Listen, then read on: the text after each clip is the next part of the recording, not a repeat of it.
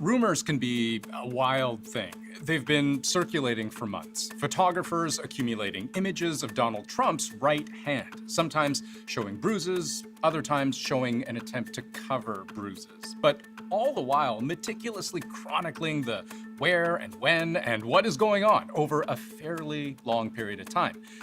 Then, much more recently, another round of speculation, but this time zeroed in on his legs. These are photos of President Trump at the FIFA Club World Cup with FIFA's president. Look at Trump's ankle and lower leg area, apparently swollen, especially compared to the set of ankles beside him. I know that many in the media have been speculating about bruising on the president's hand and also swelling in the president's legs. So in the effort of transparency, the president wanted me to share a note from his physician with all of you today. And here's the note. It explains the leg swelling as chronic venous insufficiency, a benign and common condition, particularly in individuals over the age of 70. And then it goes on to say, importantly, there was no evidence of deep vein thrombosis or arterial disease. Now, I've never heard of chronic venous insufficiency, so we asked a doctor 3 questions. First, what's the simplest way to describe what this condition actually is? So our veins have little valves in them that prevent the blood from flowing backwards. As we get older, a lot of these little valves don't really close as properly, so the blood in your veins, rather than going to your heart, is able to leak backwards. And because we spend most of our time standing upright, gravity tends to drag all this to the feet. And so when your feet swell, one of the more common reasons for that is this condition called chronic venous insufficiency. Second, how might it be affecting the life of someone who has it? For some people, they don't feel anything. Their legs are swollen, but it doesn't really bother them. As it gets worse and worse, it can become very painful. The skin can become discolored. You can start to get ulcers on your skin.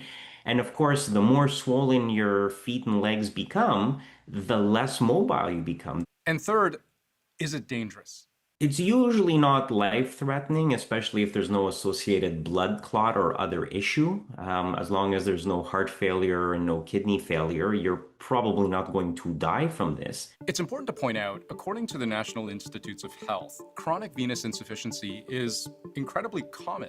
An estimated third of adults in the US, maybe even slightly more than that, have it. In part because it's genetic, but there are also risk factors. If you're heavier, you tend to put more strain on these blood vessels and disrupt the valves. Obesity, smoking, standing for long periods of time, all of those are sort of the traditional risk factors. And speaking of habits and lifestyle, according to the White House, the nature of Trump's job also may help explain the bruising on his hand. This is consistent with minor soft tissue irritation from frequent handshaking and the use of aspirin, which is taken as part of a standard cardiovascular prevention regimen. This is a well-known and benign side effect of aspirin therapy. As we age, the fat layers that protect our blood vessels from small traumas kind of disappear, and so it's really easy for minor injuries to break small blood vessels under the skin and cause a bruise. If you're really shaking somebody's hand hard, which Trump has a tendency to be a very aggressive handshaker, it's one of his signature moves, I can see that happening. If their heart and kidneys and everything else is normal and they don't have diabetes, I'd say this is annoying, and it's not going to affect your life expectancy, and there are simple things that you can do to treat it. And that's that.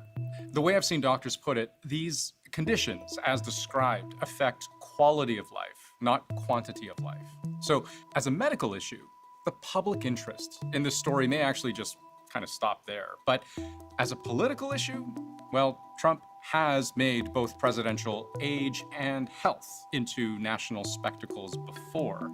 He has also, in the past, tended to keep granular details about his own health out of public view, which might explain why people have been curious about the president's health today. But the official message from the White House, President Trump remains in excellent health.